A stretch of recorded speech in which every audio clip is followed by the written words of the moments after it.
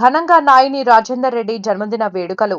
పశ్చిమ నియోజకవర్గ శాసన సభ్యులు నాయిని రాజేందర్ రెడ్డి జన్మదినం సందర్భంగా క్యాంపు ఆఫీసు ప్రజాభవన్లో 9వ డివిజన్ కాకతీయ కాలనీకి చెందిన సిక్కు సాహుదారులు, కాంగ్రెస్ పార్టీ నాయకులు సర్దార్ ఆజాద్ సింగ్, కరణ్ సింగ్, రచనా సింగ్, కిరణ్ సింగ్, బచ్చన్ సింగ్లు పశ్చిమ ఎమ్మెల్యే నాయిని రాజేందర్ రెడ్డిని మర్యాదపూర్వకంగా కలిసి జన్మదిన శుభాకాంక్షలు తెలియజేశారు.